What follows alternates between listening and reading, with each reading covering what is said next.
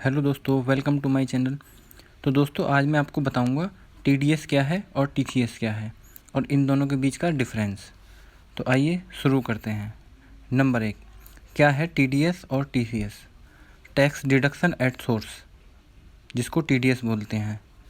Tax collection at source, जिसको TCS बोलते हैं। टैक्स वसूल करने के दो तरीके हैं। टीडीएस का मतलब स्रोत पर कटौती है, टीसीएस का मतलब स्रोत पर टैक्स कलेक्शन से है। दोनों ही मामलों में रिटर्न फाइल करने की ज़रूरत होती है।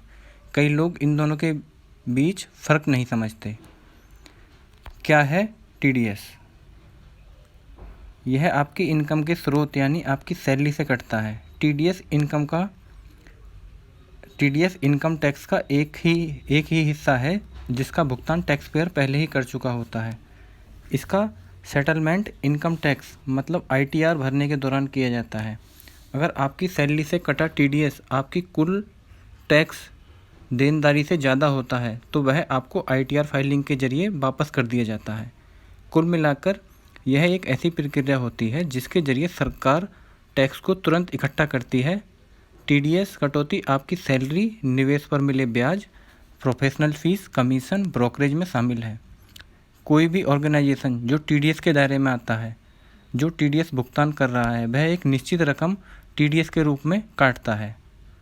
नंबर 2, कौन देता है टीडीएस?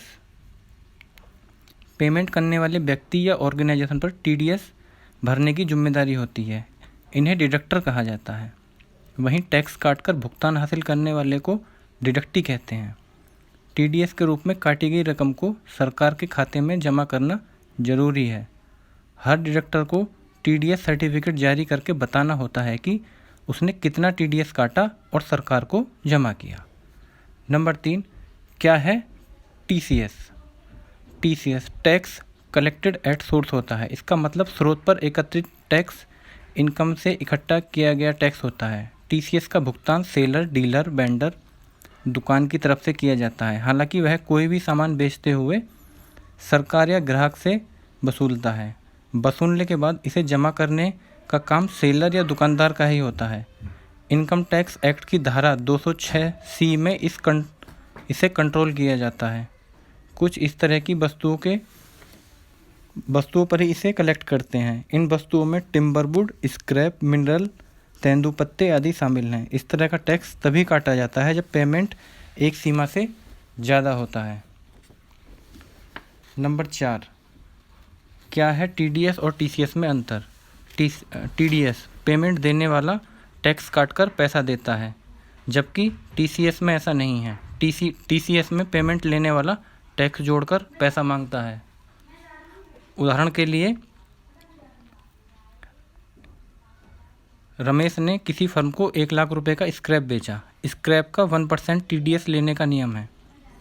1 लाख का 1% 1,000 रुपये होता है, तो फर्म से कुल मिलाकर 1,01,000 रुपये लिए जाएंगे। 1,000 रुपये के टीसीएस को इनकम टैक्स विभाग के पास जमा करना होगा। खरीदार फर्म के नाम बिजनेस उद्देश्य से कुछ निश्चित प्रकार की चीज़ों की बिक्री पर ही टीडीएस काटने का नियम है। खरीद पर टीसीएस लगने वाली कुछ चीज़ों की लिस्ट इस प्रकार है, जैसा कि शराब पर 1%, तेंदू के पत्ते पर 5%, इमारती लकड़ी पर 2.5%, कोयला और लिग्नाइट वगैरह पर 1%, 10 लाख से ज़्यादा के वाहन पर भी 1% टीसीएस वसूला जाता है। तो दोस्तों, आप इस वीडियो के माध्यम से समझ गए होंगे कि टीसीएस क्या है और टीडीएस क्या है। तो ऐसे ही इंटरेस्टिंग वीडियो देखने के लिए इस चैनल को लाइक और सब्सक्राइब करें।